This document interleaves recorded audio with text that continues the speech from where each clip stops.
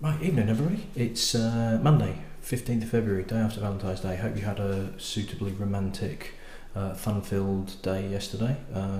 If you have somebody in your life, or even if it was just you and... just saying.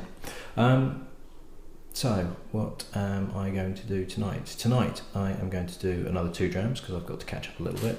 And they are both technically not whiskey, so this could be interesting. It could also be a mistake, but we'll see. Hey, look, that's part of the challenge. So the first one was kindly donated by a gentleman called Jason B. Standing. Oh, that's not me having a wee. The dishwasher's on at the same time, so I'm hoping it's not going to pick that up too much. It's still got an hour to go, so I'm not going to wait.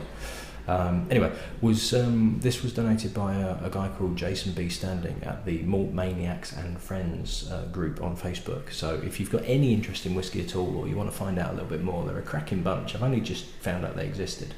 And they're really, really friendly, really helpful. I'd put a little appeal out there saying I'm doing this challenge, can everybody help? And Jason, who we've made friends on Facebook, and I've looked through his pictures, and this is the best one of him that I can find. I hope it is him, because if it's not him, then I don't know who that is. It's kind of Dali-esque, but yeah, if that's not you, Jason, I do apologise, but that was the best picture I could find of you. Honestly, other people go and have a look at his pictures. That really is the best one, I swear. So anyway, really nice guy, really friendly. He runs a whiskey festival in Glasgow every July called Dram A Day, and he's also I think he's based in Bristol, but they've got a tasting group down in London called the Whiskey Squad. And he also has a podcast with a guy called Billy Abbott, which is called Village of the Drammed. And what I'll do is I'll actually put now the links to the Whiskey Squad and also his podcast, because it's the least I can do for the samples that he gave me. 4 samples turned up, so I'll be getting through them, the first of which I'll be having tonight.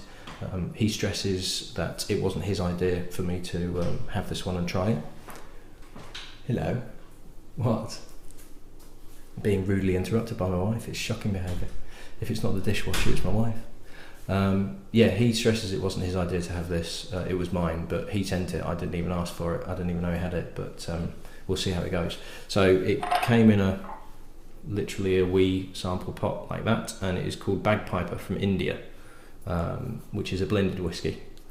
See, my wife's now stood in the kitchen and put me off.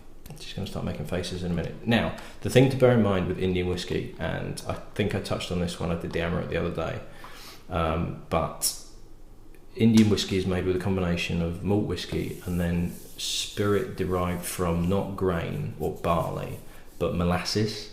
Now, here's a picture of molasses now.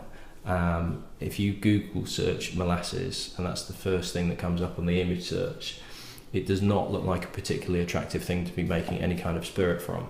But they use this to make the base spirit.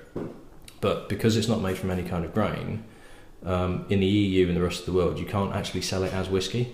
So it just remains in India and some of the countries sort of around like Pakistan and that lot. But you won't find it anywhere else because you can't legally sell it as whiskey. So it could taste okay. It could taste like moles, asses. It could be horrible. I'm not hearing good stuff about this, and I've got trepidation about whether I'm actually going to even want to drink this or not, but we shall see.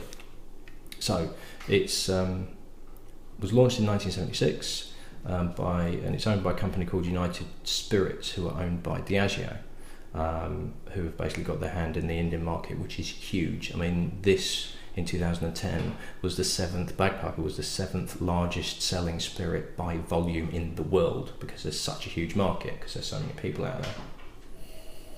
It doesn't smell that bad, fortunately.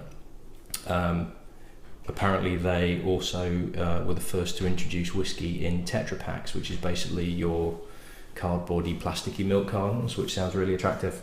So we'll see how it goes. It doesn't smell too bad. I'm reading so many horrible things about this, but it's, at the moment, it's okay.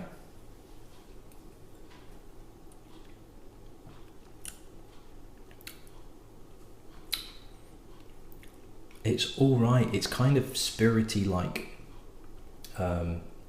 spirit. What's white spirits almost? There's just a tiny touch of that. but it's not that bad. It's very, very smooth. There's really nothing to it at all. It's almost like a brandy-ish sweetness, but there's nothing on the finish. It's a slightly artificial sweetness, which is probably the molasses. They might have well added some caramel in as well. You can do that when you're making whiskey. You can add caramel in to a certain extent to kind of give you that colour if it's too pale, but it can affect the flavour, and sometimes it's obvious when caramel's been added.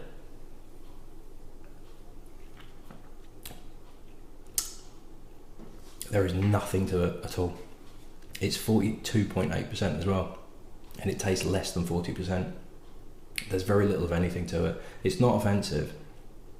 It's not good by any stretch of the imagination, but it's actually it's a bit nicer than, or it's more easy drinking than some of the whiskies I've already tasted so far. It's nowhere near as bad as I thought it would be. You got me worried, Jason, but it's okay. I've no idea how much it is a bottle.